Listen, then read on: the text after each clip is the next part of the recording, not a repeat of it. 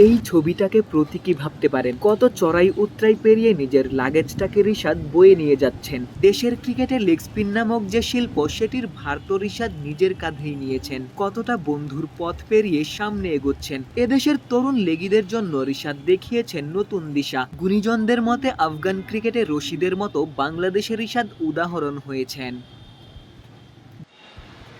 গেল ১-১.৫ বছরে জাতীয় দল, বিপিএল, ডিপিএল রিশাদ যেখানেই সুযোগ পেয়েছেন পারফর্ম করেছেন। রিশাদের জন্যই ঐতিহ্যের বাইরে গিয়ে কোচ হিসেবে কিংবদন্তি লেগ স্পিনার মুশতাক আহমেদের বাংলাদেশে আগমন। মাত্র ২ মাসেই যিনি এনে দিয়েছেন ঈর্ষণীয় সাফল্য। গোটা বিশ্ব অবাক বিস্ময়ে তাকিয়ে দেখেছে বাংলাদেশে বিশ্বমানের একজন লেগির উত্থান। মুশতাকের কার্যকারিতার প্রশংসাও সর্বমহলে। তবে ২ মাসের চুক্তি শেষে মুশতাক চলে যাওয়াতে অনেকেই বিসিবির সমালোচনা করেছেন। বাস্তবতা হচ্ছে পাকিস্তানি কিংবদন্তি এই লেগিকে রাখতে বিসিবি সর্বোচ্চ চেষ্টাই করেছে। এমনকি আসন্ন পাকিস্তান সিরিজেও তাকে আনা হচ্ছে।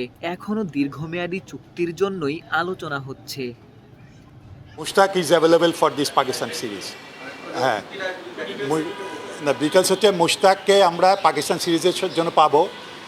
আর যেহেতু সামনে ওর কিছু নিজেরও কিছু প্রোগ্রাম আছে, সেই জন্য সে পারছে না যে বাকি সিরিজে যেগুলোতে অ্যাভেলেবল থাকতে। বাট হোপফুলি আমরা চেষ্টা করব। ডিসেম্বর পর্যন্ত ইজ বিজি।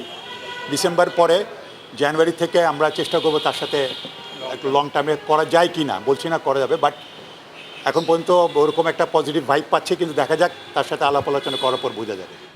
এই মুহূর্তে রিশাদের থাকার কথা গ্লোবাল টি-20 আসরে। প্রথমবারের মতো দেশের বাইরের কোনো ফ্র্যাঞ্চাইজি লিগে সুযোগ পেয়েছিলেন। তবে ভিসা জটিলতায় রিশাদের কানাডা যাওয়া হয়নি। যোগ দিয়েছিলেন চট্টগ্রামের টাইগার্স ক্যাম্পে। প্রস্তুতি ম্যাচ খেলে রিশাদরা মিরপুরে ফিরেছেন। সবকিছু ঠিক থাকলে বাংলাদেশ এ দলের হয়ে রিশাদ পাকিস্তান সফরে যাবেন।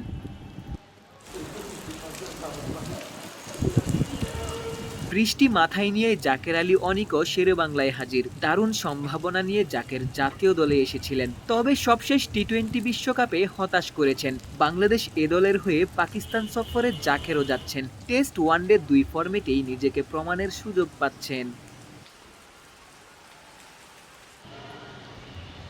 বাংলাদেশ ক্রিকেটের সবথেকে বেশি সুযোগ পাওয়া ক্রিকেটারদের মধ্যে সৌম্য বেশ ওপরের দিকেই থাকবেন। প্রশ্নবিদ্ধ সুযোগগুলোও সৌম্য কাজে লাগাতে পারেননি। ১০ বছর পরও জাতীয় দলে এখনও সৌম্য আসা যাওয়ার মিছিলে। বাংলাদেশ এ দলের হয়ে সৌম্যও যাচ্ছেন পাকিস্তান সফরে। আসন্ন সুযোগগুলো সৌম্য কাজে লাগাতে চাইবেন। সেটি না হলে ব্যাটার সৌম্যর অস্তিত্বই যে পড়বে দারুণ সংকটে। শেরেবাংলা জাতীয় ক্রিকেট স্টেডিয়াম থেকে ক্যামেরায় আমিনুল ইসলাম সুজনের সঙ্গে গোলাম সারোয়ার, ক্রিকেট 97।